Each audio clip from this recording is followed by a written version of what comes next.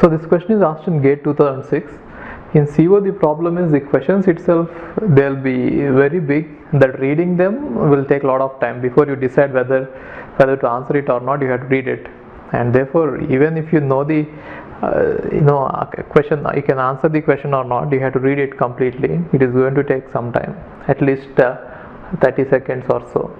If you can save enough time in subjects like TOC, digital and other subjects, you will be able to answer these questions easily, right? Anyway, if you prepare well, if you prepare all the topics, there will be enough time. So what I have observed is, if you prepare everything, all the topics, and if you can do certain questions fast, then by the end you will at least have 15 to 20 minutes remaining. That is what I observed. For me it happened. So by the end of the paper I was having some time when I had taken the GATE second time. First time I was not able to get that much time because I wasted some time in the middle. Later I'll tell you how to, in the end I'll put up some videos about how to answer the question paper. Okay, anyway, let's come back to this. This question is asked in GATE 2006. Let's read this completely and try to understand what they are asking. A CPU has 5 stages pipeline and runs at 1 GHz frequency. So what is 1 GHz frequency? This frequency will generally be given in order to find out the time period of a clock. Got it? So if this is the frequency, then what will be the time period of one clock?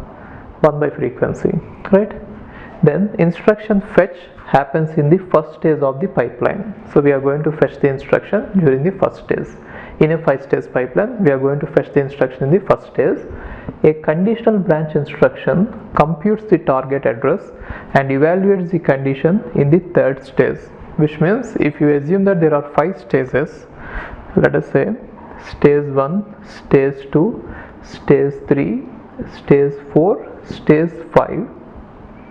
In case if it is a conditional branch, we will be able to find out the correct target, the target address only in this phase, which means if this is a conditional branch, we are supposed to start the next instruction here, right? So these are going to be stalls. Got it? These two are called as stalls that we discussed already. So in case of conditional branches, we can assume that in order to finish one instruction, it is going to take 3 clock cycles. In case of non-conditional branches, it is going to take 1 clock cycle. But then we have to even decide whether that condition is going to be true or not. So let's finish the complete question. A conditional branch instruction computes the target address and evaluates the condition in the third stage of the pipeline. The processor stops fetching new instruction following a conditional branch until the branch outcome is known, which means it is saying that irrespective of what type of condition, whether the condition is going to be true or false, that we don't care, the pipeline will always stop till this point, then only it will start fetching the next instruction. If it is a conditional branch, it is always going to stop this. Therefore you need not worry whether the condition is true or false. Always we are going to incur this penalty, right? Therefore the number of clocks required to execute these conditional branches is nothing but 3, and non-conditional branches is 1 as always. A program executes 10 power 9 instructions. They are saying that there is a program which has to be executed and it is having 10 power 9 instructions, out of which 20% of the conditional branches, 20% of them are conditional branches. So 10 power 9 instructions we are going to execute and 20% of them are conditional branches.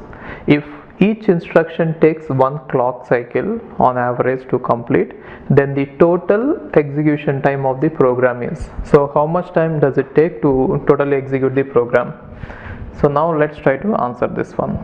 So total time required is time taken to execute the conditional branches plus time taken to execute the remaining instructions. We know that the total number of instructions is 10 power 9, out of which 20% of the instructions are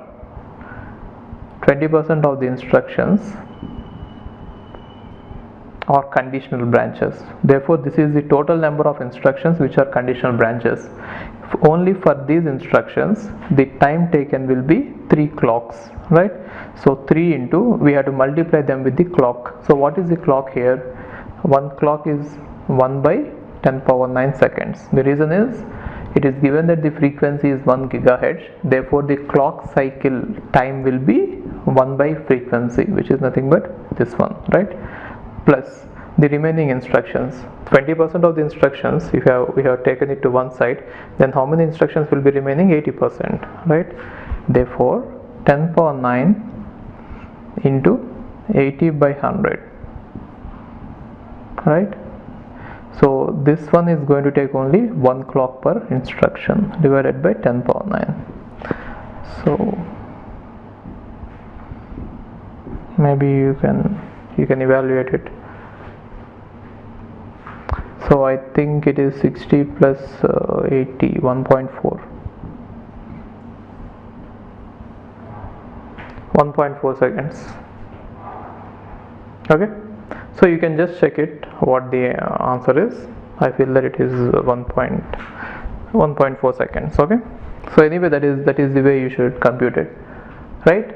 So what is that you should understand here? One thing is, every conditional instruction is going to take 3, right? Sometimes instead of saying that we are going to evaluate the target instruction after the third stage, they will say that the number of stalls are 2.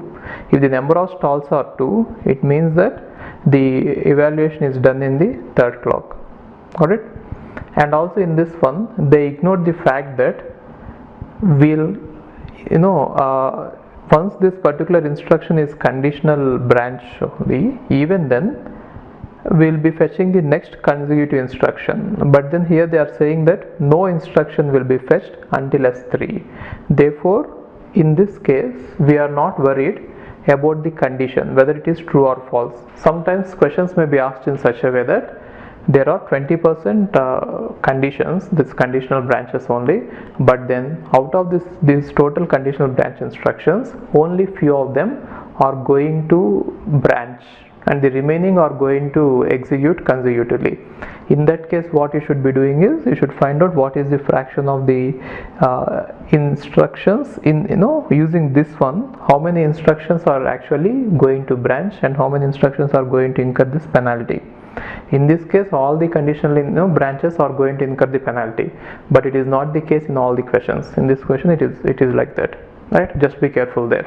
Sometimes this number might change. The number of actual instructions which will incur the penalty might change depending on whether the condition is going to be true or false.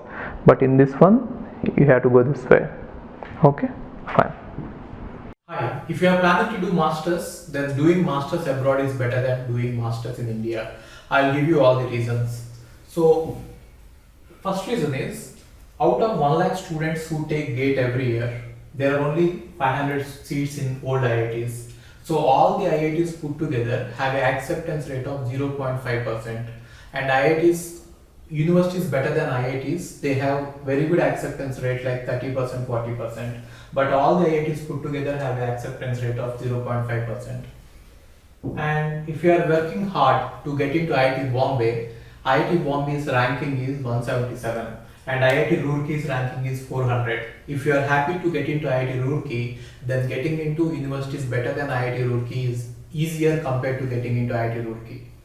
And looking at the salaries for computer science, for software jobs, if you have done your masters in computer science in US, the salaries are ranging from 80 lakhs per year to 1.2 crore per year.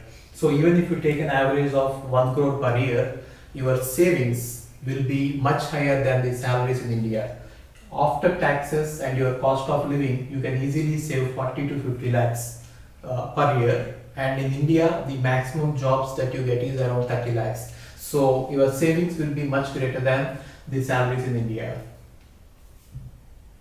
And these are all the services that we provide. University shortlisting. So depending on your profile, we will shortlist what are the universities that you have to apply, and statement of purpose building, and then LOR guidance, and GRE and English test assistance, and education loan assistance. So you don't have to have any collateral, which means without any security, now you can get education loan getting education loan is very simple these days, and whatever the amount of fee that you have a range of universities. You can apply for 10 lakh universities, 20 lakh universities, or 50 lakh universities. But whatever it is, you are going to get complete education loan, and you can pay off your education loan in 1 year after you get a job.